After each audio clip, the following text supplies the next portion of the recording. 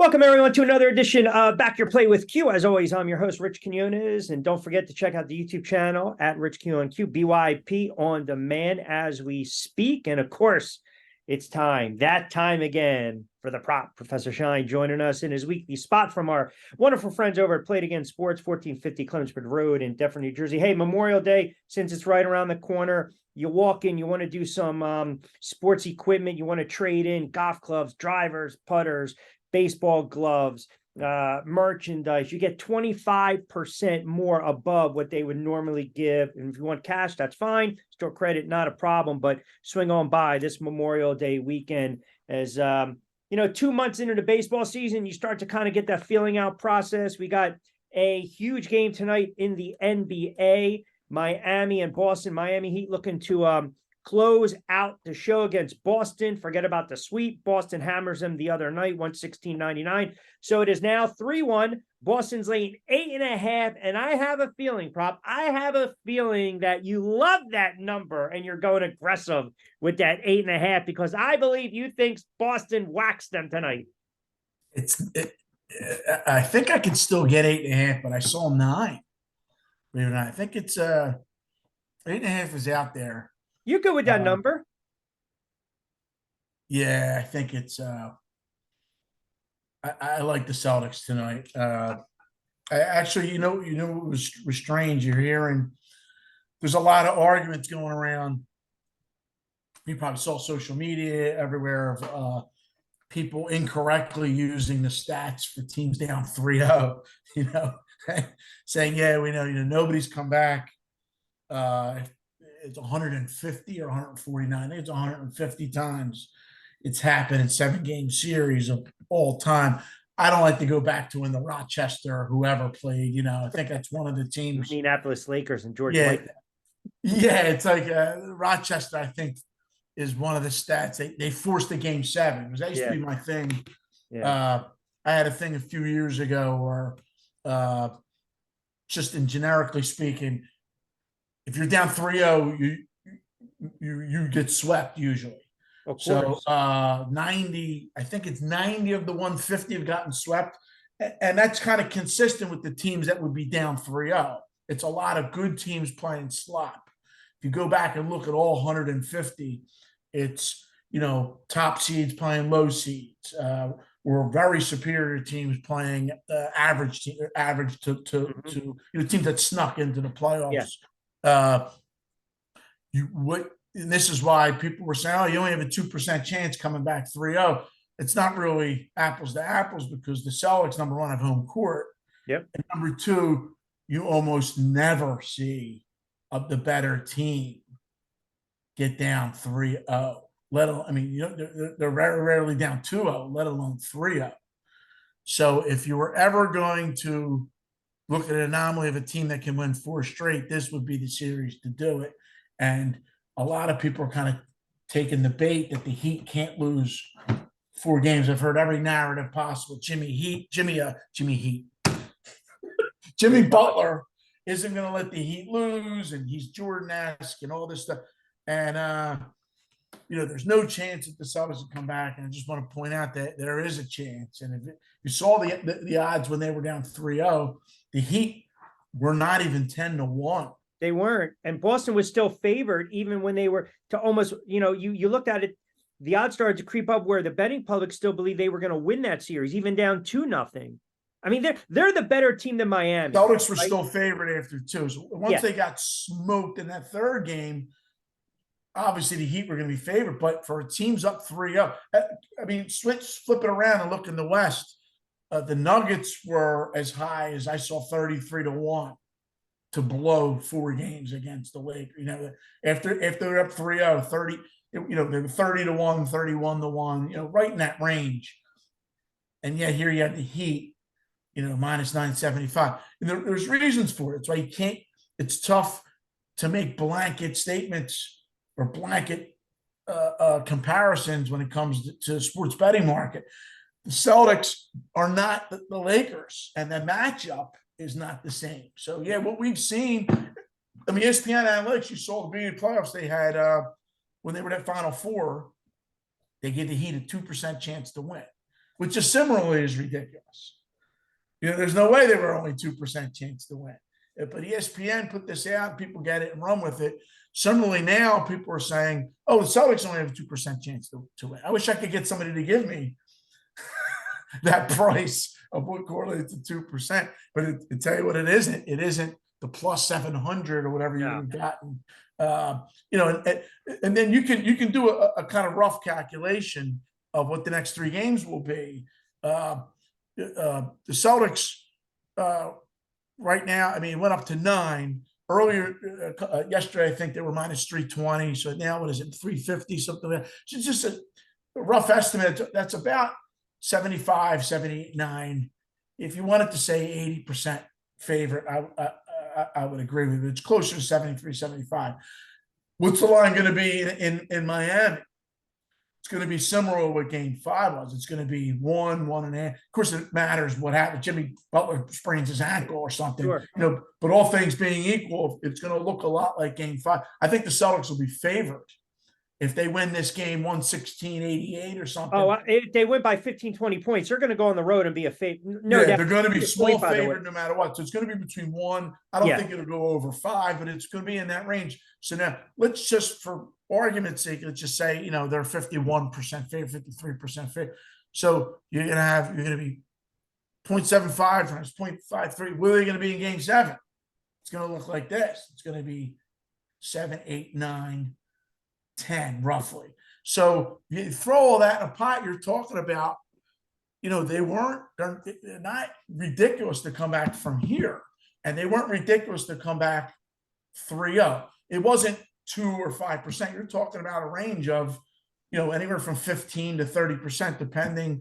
I'm not going by market odds. I'm going by market estimate, plus what you might throw in. And so I disagree slightly with the market, but it's not higher than that. It's no lower than that. Anybody comes up and says 5%, it's just making stuff up.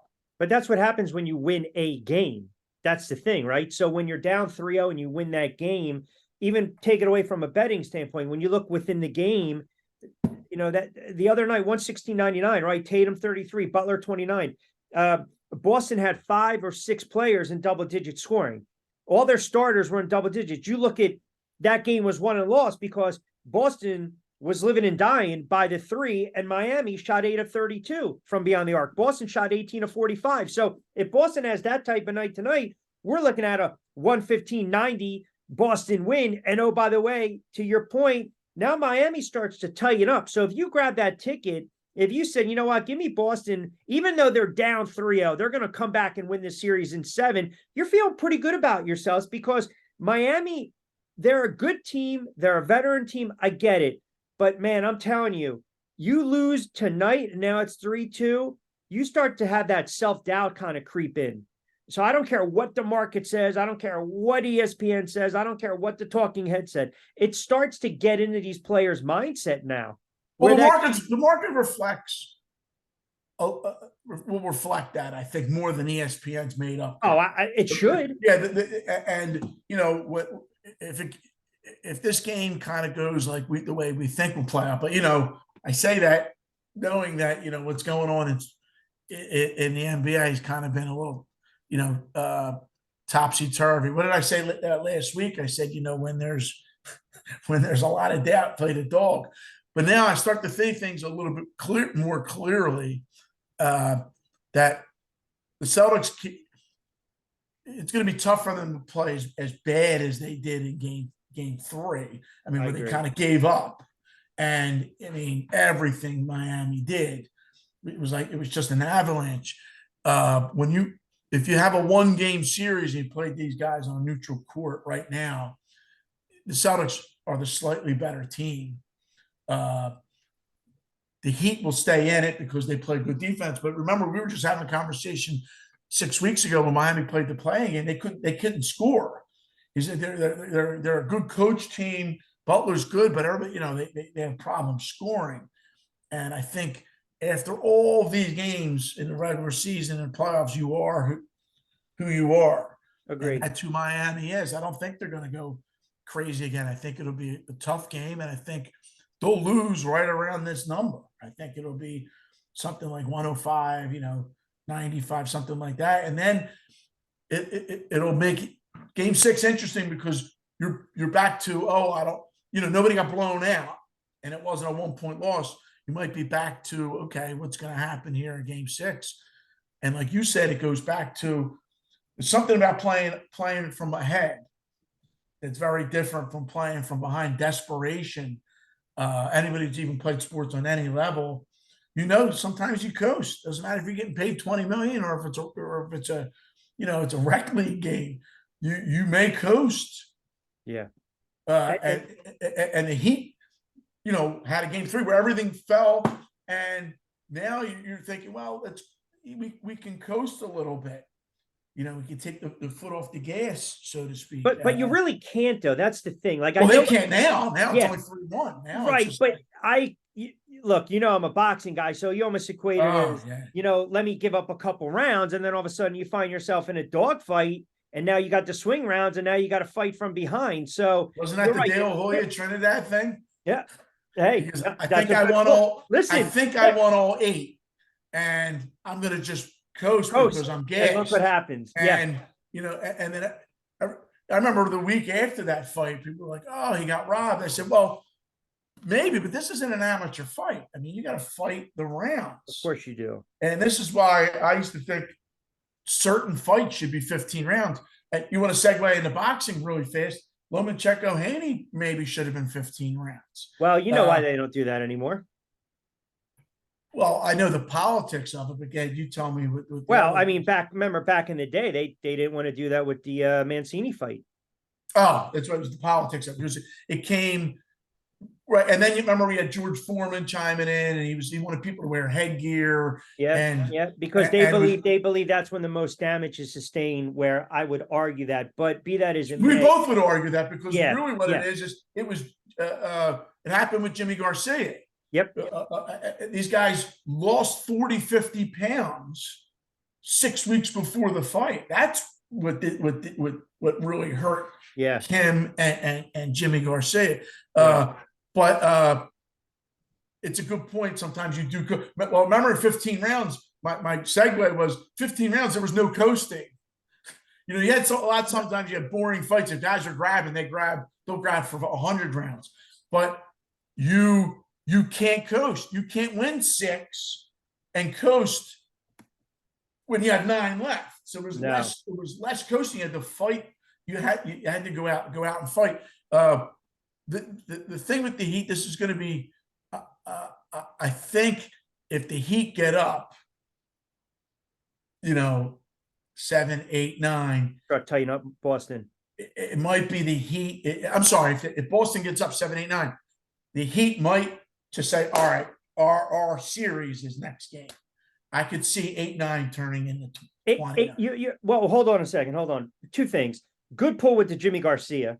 I can appreciate that, right? Because he lost his title and passed away 13 days later. I think it was against Gabriel Ruiz, right? Yeah. He was a featherweight out of Colombia. So excellent boxing knowledge right there. I can appreciate that. You're telling me you think the Heat, if they're down 8 or 9 with 6 minutes to go in the fourth quarter, they're going to Olay and Matador it and concede? I think with 6 minutes left in the third, you might see. Oh, come on. Not an Olay, but you're going to see. I mean, what's playing a big part in a lot of these series is fatigue. With all these games is one. Yeah. But I also think the guys with the fat paycheck, it's very rare to see the off-season workout guy, and you really have to do. Listen, everybody agrees Robin was very clownish and crazy and a wild man, but I had read a few things and seen things from really good sources about what Robin's off-season workout was. And they said, people would try to do it. He's an animal. And they could not do it. Stacey King went and he was thrown up on the hill. He went, you could not. He was an absolute animal. I think he put himself in such good shape that he could act a clown. Maybe that's what it was. And he always had that energy. He always had that energy, and that's one of the reasons they kind of unleashed it and they won. But it's underrated. It's underrated. Oh, no doubt. 32, 33 years old, 34. You cannot mail it in. Harden's kind of in that mode, and if you don't have this really strict Kobe-ish regimen, it's going to show. And you're starting to see it showed. I tell you what, it showed with LeBron. It showed with James. It showed with Anthony. As great as you, we'll go back to boxing. Fatigue is the biggest opponent you have. Sure. That's why you do all the road work. There's plenty of guys that were really, really, really elite through 8 rounds, and they got carried into the 9 and 10, and it's a fair point. But you know what? It's a great point you bring up. But I don't see a team, and I'm not trying to fall in that category with the. Pardon me, Jimmy Butler's not going to let him lose. I just think he's not going to let him lose. Like, he's not going to let him roll over. You only have a certain amount of legs left. Jimmy Butler's 33. I think they have to, again, like a boxer, they have to conserve a little bit of energy. And we are late in the season. I realize somebody brought this point up to me. This year, Butler only played 61 games. Maybe that's why he's fresher than the guys who played 80. And fair point. I didn't think of it that way, but it's true. I mean, that load management, he kind of did a load management that was off the books load management. He played 60 games and get ready for plus. I think you're going to see a lot more than that. You're not going to see somebody compared us. Oh, Jordan played all the games. Yeah, but the playoffs weren't this long. Right. I'm sure he would have figured out a way. And they were ripping through teams when they were great. They were going through teams in 4 or 5 games, man. So these series were not going 6, 7. I mean, granted, you had the long series, no doubt, against the Knicks and whatnot, but there were some years where they were running roughshod through. Remember the one year, the year at the tail end of the Celtics dynasty, they needed 7 games to get rid of the Knicks. They needed, and then they got in against the Lakers in 7 games. It helps when your first series is 3. Yeah. Because if it's 7 and you lose one, you really got to play game 5. Like you're up 3-1, but you got to play. And it used to be basically best out of 3, and then they switched it to out of 5, right? You win 3 games and you move on. Yeah, and best now out of 3. Best out of 3. Sure, back in the day. Best was in the 70s, but which the biggest best out of 5 was the Sixers, when the Sixers were defending the title and they lost to the Nets. Michael Ray Richardson and Otis Birdsong and what's his name's Albert King had that shot off the glass. Was that the final game? I would think it was that was in the series. Because remember the Sixers lost 2 at home. Yeah. He had the shot off the glass. And Irving said, we're going to win 3. No doubt. Now, that's a 7-game series. The Sixers probably win that series. Oh, yeah. Now, and I'll do you another one, too. If you go back 89-90, the Knicks with Stu Jackson, the Knicks got blown out 2 games against Boston at home. They came back, and I forget the format, but they had to play game 5 in the Boston Garden. That's when Patrick Ewing, late in the game, shot clock winding down, hit a 3 from the coffin corner that skimmed off the glass. They were down 2-0 in that series, and they got shellacked in that series. They were down 2-0. I might have to check the odds for another day. So you do like Boston tonight, 8.5, 9. Yeah, I didn't go crazy with it, but because I have I got a decent number in the Final Four for Celtics to win the whole thing. So I got plus money. We talked about last week. I had a pretty big future with the Lakers. Yep. You really should just ride those out. But after Joker won game 1, I played a little bit of Denver. Not that I knew they were going to sweep them, but I just said, if they win, it's not going to be 7. I think we actually mentioned that last week. So you don't want to see, because James will conserve himself for that one game. You could see how he was kind of half-assed, but he's 38 years old. Yeah, playing a lot of minutes. But I don't want to say half-assed, but you see he was fatigued. I think he was fatigued. It's no excuse. But I do think that when you conserve, you're down 3-0. It's really tough. 2-0. If they were able to force a game 7, I said I didn't want to see. You don't want to see No. him in that scenario. No. So I thought Denver, if they win in 6 or fewer, and they won. But by the way, the league itself, I mean, you were a friggin' Denver and Miami Heat NBA Finals. Are you kidding me? You got to have Boston.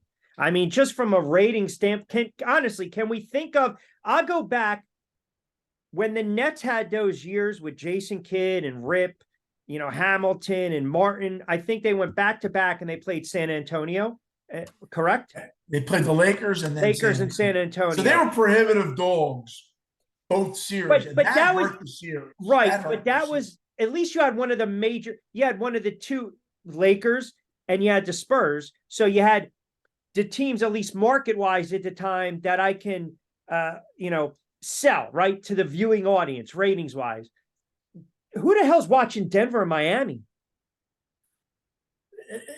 Well, the big, the big cities may tune it out, but I also, I think it was a little telling when I looked up the top, I think 12 jerseys for Fanatics like 6-8 weeks ago or something, and Joker wasn't even in the top 12. That was kind of like, oh, how can he not be in the top 12? Luke is up there, Kyrie's up. So I don't know if it's a marketing thing, or, well, obviously it's a marketing, but it's Joker's not a sexy player, but when you watch, I mean, if you're a basketball fan, he sets screens, he shoots threes, he's got a little thing to his game, but it definitely is the worst matchup of the 4 as far as it almost reminds me as ratings and the Lakers. Yeah. Well, the thing with back then with the thing that got me back then with those matchups was the team, it's not a matchup. They're gonna get killed. That's what you didn't want. That's what the problem was. It's a mismatch. Yeah, such a mismatch. Who wants to watch that? This, I think, has a little bit more juice because it might actually be a series. I think then the Nuggets are still going to win. They're going to be favored, decent favorites, but it's not going to be, the Lakers over the Nets, I think, was like 7 or 8-1. They were 5 or 6 or 7-1 over the Sixers. So it was like whoever made it. Now, Lakers got their hand caught in a cookie jar because they were like 8-1 over the Pistons and should have lost all 4 games. Remember that game 2 went to overtime and they got slapped around at home with Chauncey Billups and those guys. But so every once in a while you have something like, oh, wait a minute, this is interesting. Where you needed the Nets in that one series to make it 1-1 for people to pay attention. Of course. Yeah. But that once it was 2-0, you're like, oh, you're like, all right, here we go. But I think, it's not gonna be not the best matchup, but if all the games are competitive, that could draw people out. Yeah.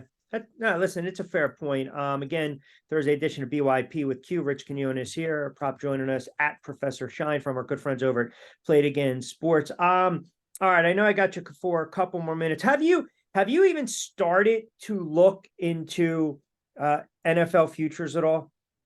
A little bit. Not to give too much. So let me just ask you. Let me throw a couple teams at you, and you kind of will gloss over because I know we have all summer to kind of do this. Let's start with the NFC East right now. I mean, you look at some of the moves that these teams made with the draft in the offseason. Obviously, Eagles representing the NFC, losing the Super Bowl to Kansas City, making all the moves, making some trades, good draft picks, obviously, going defense, paying Hurts. I mean, look, I still believe they are the team to beat in the NFC, and I think they're the team to beat in the NFC. But then you look at the rest of that division, Dallas is Dallas. They always win in July. Washington's a mess, quarterback position. And then I think the Giants call lightning in a bottle. If I were to say, besides the Eagles, do you see any value from Washington, Dallas, or the Giants right now, futures to make the playoffs? Yeah, I see value in Dallas. I see value in Dallas, and my thing is for I'll look at a lot of like win totals and whatnot. And I always look for unders. There's too many unders. I'm sorry. I look for unders. There's too many overs.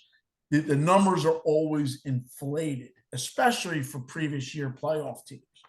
And one of the main reasons is injuries.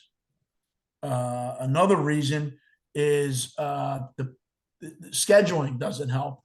Sometimes a lot of the previous year playoffs teams, it's hard to win consistently in this league. You know, there's no dynasty. You know, obviously, Patriots was close. You got to a dynasty, but you know, a bunch of those years with Brady, they still were under their total because people were posting 13s.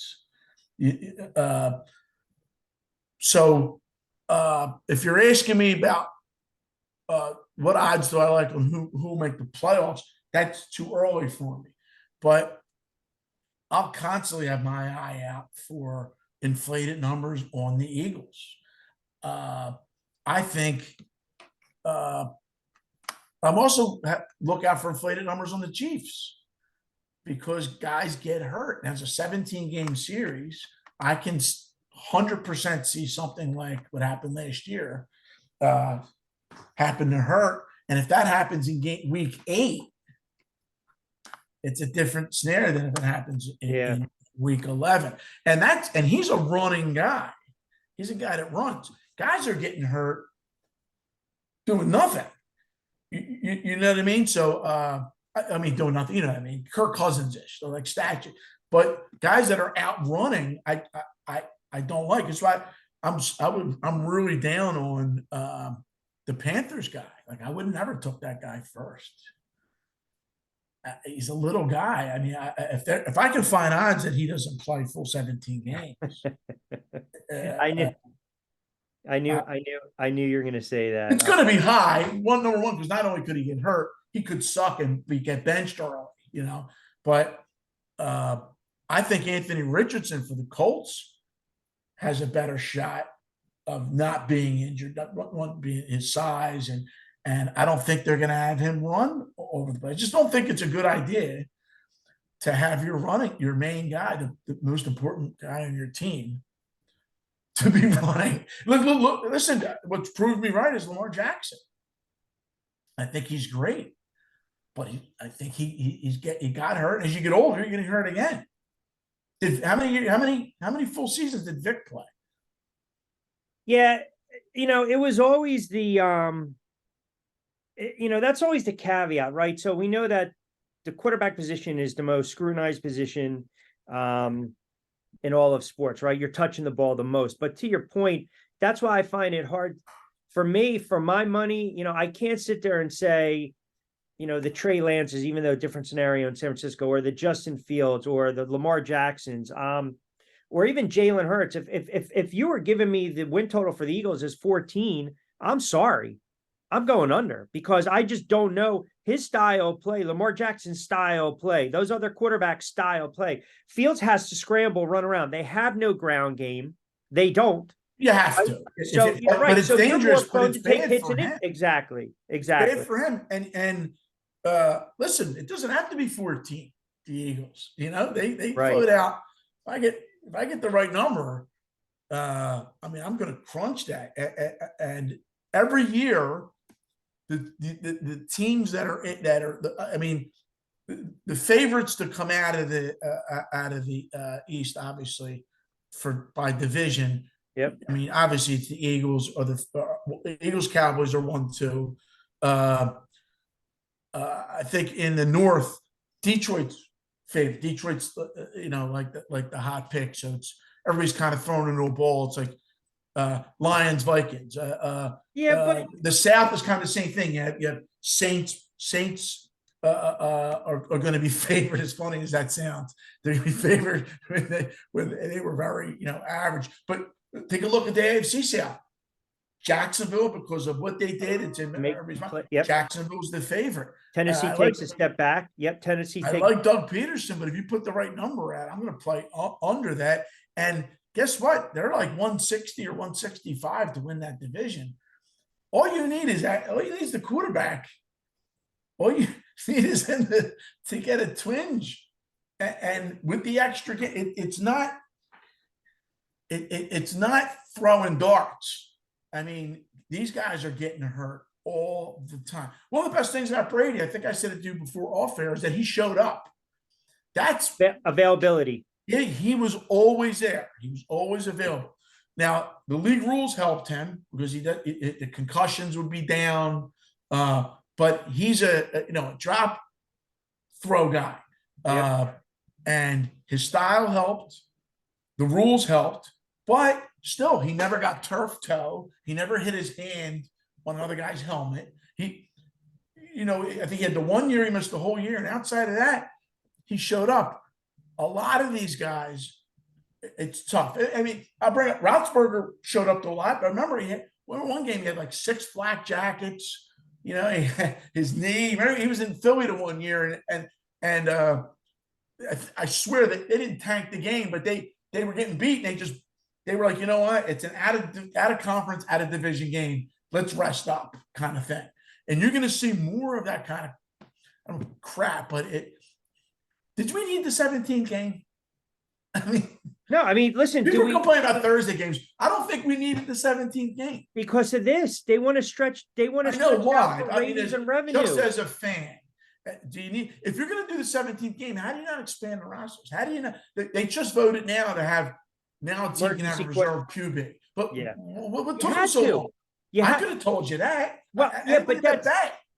And now, wait, here's another thing. Now, all of a sudden, we're talking about fair catching the ball on the 25. Like, all these things factor in. Everything you're talking about factor in when you want to bet on a game, or you want to follow the trends, or you want to lean a team, or you want to do futures. That's why I always tell people, even to keep it as simple as possible. Like, for instance, you mentioned Detroit. Because every year, what do we hear? Right around late December, early January. You hear this from every single friggin' talking head on television. Oh, my goodness. You don't want to see this team if they get into the playoffs. We hear it every year. Every year. I get the narratives. I mean, I get that you have to have some kind. I just know for nuts and bolts, you're risking your money. The best advice I can say, or the strategy that I use, is this league is about parity, and injuries do happen. And if you were to count up all the when they post all the solid win totals with solid limits, you add up all the win totals, there's too many. You can't have that many wins. There's more wins than it could be possible. So you have to go back and look to say, okay, where's the inflation? It's always in the teams that did well the previous year. One of my biggest bets last year was the Packers. And it looks like I'm some Nostradamus. I'm not. It was one of the games, one of the teams that I played under on, that I just felt, Rodgers was getting older. He could get it. Now, he didn't get hurt, but his team got regressed. No, and he didn't play particularly well. And he didn't play well. That's another thing. There's regression. Yeah, I hammered the under this year. Hammered the under this year with the Packers. Oh, for whom? For the Packers and the Bears. I think there's a shot you could have. Depending what the number is, you could play under in the Jets, because I'm not convinced.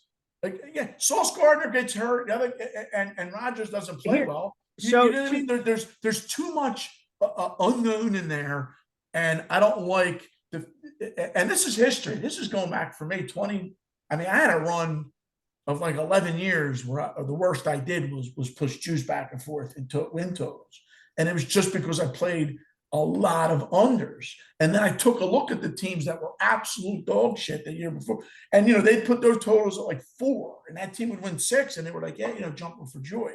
I'll tell you right now, it's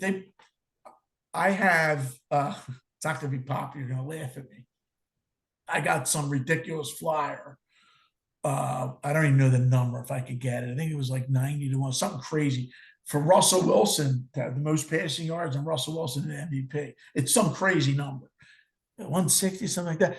And he was so bad last year, but the one of the guesses I'm going on is that it's a different coach. He's going to be with Peyton, and I don't think he was as bad as his team. It was a new team. He's kind of aloof, nobody warmed up. Now I think maybe he's not. He stinks. I don't think he stinks. You mean he's not cooked, is what you're saying? I don't think he's cooked. People think he's cooked. I don't think he's cooked. And the odds on it are more than what his cookage is. Yeah. But I love your so high. It's like almost where I think people are too high on Jared Goff because of what happened. Just said it the other day on BYP. Too high on it. It's said too high. You're too high on your guy, Jones. And rightfully so. I said the same thing on Tuesday's show with the Lions because you're going on emotion here. I saw Jared Goff do it twice with the Rams, right? And everyone thought he was lighting the world on fire. But then he kind of reverted back to who we thought he was. He put up big time numbers. Remember now, too, they don't have any running backs, right? So you want to bail out that quarterback. You need a ground game. I know they drafted one. I think they're going to have a problem. I think he's going to sling it. And their defense, they'll score maybe 35, but it might not be all Jared Goff. Like I'm 100%. If someone said under 4,800 yards and under 35 touchdowns, I would hammer the under on Jared Goff. And to your point, I don't. They shouldn't be the favorite there. I mean, I would. Minnesota's the favorite. If you can get 4-1 of the Bears. Well, right now, Lions are plus 160, Vikings plus 2.25. Big offshore. Bears are like 350, 360, and the Packers are 450. You could probably get higher than that. But you're gonna tell me the Bears can't win that division? I mean, I think the Bears are going to be horrible. They have no friggin' offense.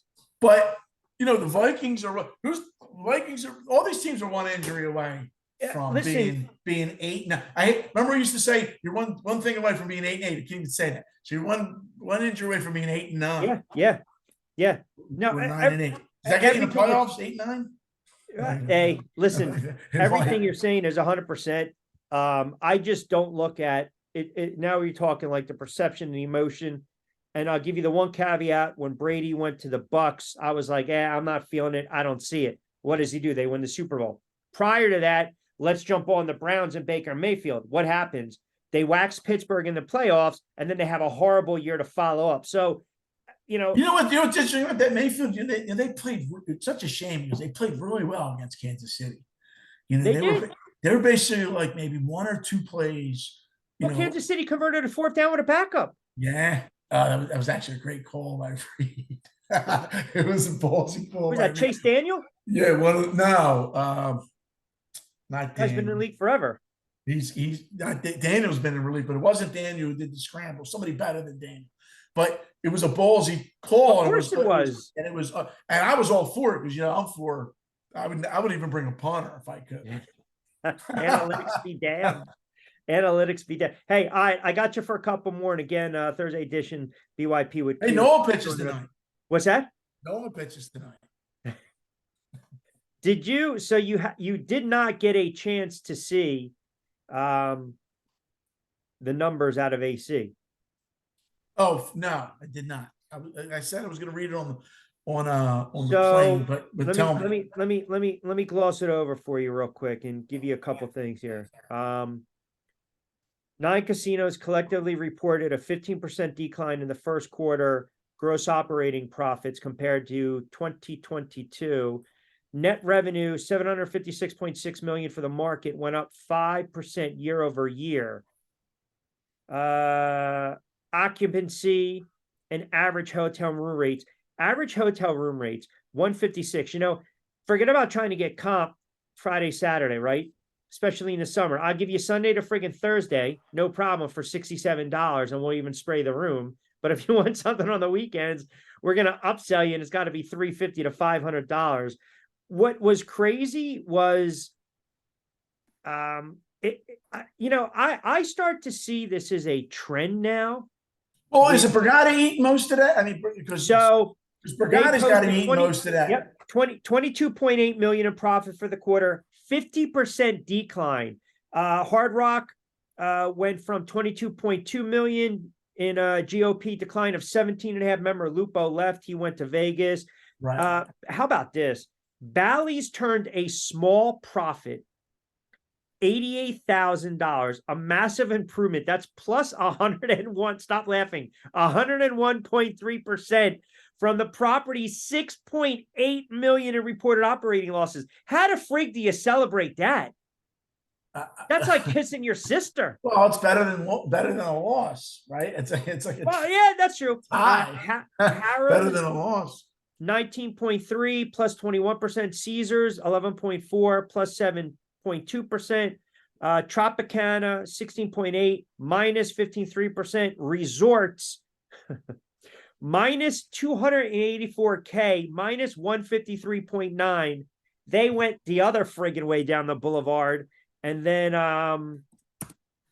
go to Nugget. They can't compare because of the online entity. Caesars Online Interactive, they went backwards as well. You're down there. Should they have some retraction? Should somebody just? I mean, there's too many casinos, right? I thought the Showboat closed. I thought that was bingo. It's a property right now. It's a hotel. That's it. I thought that was it catered to the slots market and the bus trips, and I thought there was a market there for low end. So you got the arcade, you got hotels in there. You can walk through to go to Hard Rock if you want to, right? They got the sports bar there. They put on some fights down there, but there's 9 properties down here. It's too 9. Too many, unless you're gonna go big like Brigada. You know, remember when they built Brigada and Trump was like, "Yeah, they built Winner his own driveway." Unless you're gonna get somebody political to do something, do some kind of monstrosity that blows, because and then all you'd be doing is eating the same people away from Brigada. I don't think there's enough people to go to Atlantic City. That's it in a nutshell. I mean, they can't get out of their own way. So, and you know what's weird is why are casinos only in Atlantic City? Like, you know, why can't they be all over the state? Well, remember too, the idea was even when Ocean open, right? And they had to rebrand everything because it was branded as a family destination. I mean, it's a friggin' casino. What are you going to do? You're going to leave? I mean, come on, man. Seriously? Remember I remember back in the day when my grandmother would come from New York and we would take the trip and they would go to the casino. And I remember, like, as a kid, you're sitting there at the top of the escalators because remember, you can't go on the casino floor. Right. And I'm thinking to myself, what the frig am I going to do here for an hour and a half? Like, seriously, what on the 7, 8, 9 years old? What's going on? When's the first time you went to Atlantic City, like as an adult or with fake ID? When was that time? 17. And 17. Do you remember what they used to do? You know, they couldn't get bottled beer. No. They used to give you glasses of beer. Like to give it. That's right. And remember they had this weird archaic rule where that no gaming could be within 50 feet of the front entrance, 50 yards of the front entrance. And it was Caesars, and I went with these guys from work, and they said, "Hey, we're gonna play Joker poker," and I started playing Twosies Never Losies. I hit for 1,000, and they said, "Get the frig out of here." And I said, "What are you talking about?" They said, "Get out of here right now, because as soon as they come around, they're going to want to see ID." So I'm thinking 1,000's in my friggin' pocket, and these friggin' jerk-offs turn around and they give me like 200 fast driving home. You have to get them to cash it in, because if you went to the gate, sometimes they would ask for ID. Yeah, and it's funny because what Borgata does now, right? With the poker players, they don't get anything. Like they don't want you guys on property because they're not making money off of you. Well, I'll tell you this though. I played in the Borgata millions. Actually cashed. I ain't gonna tell you what number, but it was basically one hand from going to Friday. But I went down during the multiple breaks. people were, because it was day one, they did Monday, Tuesday, Wednesday. So more people than what would normally be there during the week were there. And, they spent money. It wasn't like everything was comp. People were buying sandwiches. They were Thursday's dinner break. Ishikaya was mopped with all poker guys. My boy's place man is Akaya. Yeah, Loves so those, loves those Brussels sprouts. but it's a great place. But before they would get their dinner rush, people got poker players in there. So because I was thinking about it as I was walking around, I was like, wow, do they really want anybody here? There's a few people went to the window to bet sports. I think it's not bad to have people in your casino, because there's a percentage of those people that are going to go play craps. There's a percentage, a bunch of those people came down. They came from New York. They spent the night. So it almost, to our point, what we said a few weeks ago about, the limits on the mobile app. Why are they so low? Why are they low? It just goes back to that old rationale of, he might come and bring his wife. His wife might lose $2,000, or his friends might lose or whatever. So I think the poker's like a lost leader for Borgata, but there was a lot of people there. I mean, they had a good amount of people, and let's face it, they might you just because you're good or decent at poker doesn't mean you're not a degenerate craps player. We'll end on that one. Let me give a game out. I've been on I spoke. Yeah, go ahead, fire off. Come on. Well, like we spoke last week about Oakland and Oakland's problems. Oh yeah, and Oakland hasn't won since we spoke last. And the Phillies, I think the Phillies won twice. They luck boxed game 3 against the Cubs, but they were favored all 6 games at home against the Cubs and Arizona.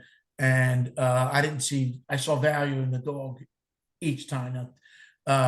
Tonight they're basically a pick 'em against Atlanta, like Atlanta again. And you're under with the Marlins. We're both under Marlins, and I monitor it obviously, and Miami's gotten a little bit better. I think overall, what do they got? 25 to 26 wins. They're ahead a little bit, but I still don't like that team. And I think as long as their top guy isn't pitching, there's some value depending on the matchup. They were inflated favorites last week or a week and a half ago over the Reds. I think they lost 2 or 3 or all 3. But you see my point. Like the Phillies are not as good as everybody thinks. But with the expanded playoffs, maybe you don't have to be that good. Maybe you hover around the Mendoza. A Mendoza line's 200. But you hover around 500. Whoever that is, Mendoza's probably. You hover around 500, and then maybe in September, you go in a bottle. 15-5. But in the middle, in the interim, and when these weeks are rolling through, as you roll toward July, a lot of these favorites are going to dump. You see Pittsburgh's dumpage. I mean, Pittsburgh is now, and they 25. Had a good start. They were 20-9. They're 25. Yep. And 24. And conversely, Chicago's actually struggled, and they won like 10 out of 12. The White Sox. Right. But Pirates. They put the Pirates. Pirates, went from being like minus 112 or minus 13 at home. Now you're setting them up as 135, 138, and there was some value in there, and there it is. So I'll continue to look for reasons to play against the Phillies, and whoever, and Miami. I'll look for reasons to play against them again. Especially when they're at home. There's not as much home field advantages as there should be, as one would think. Yeah, no doubt. All right, great stuff as always.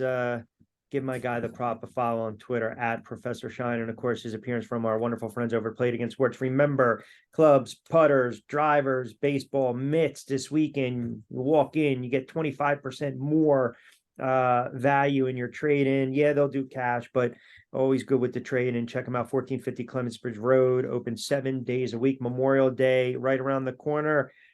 May all your bets be profitable, as we like to say. And if you say it, play it. And if you back it, you're certainly going to stack it. Have a wonderful weekend, and good luck tonight. Good luck with the baseball, and we'll do it again next week, pal. You too. Take care. All right.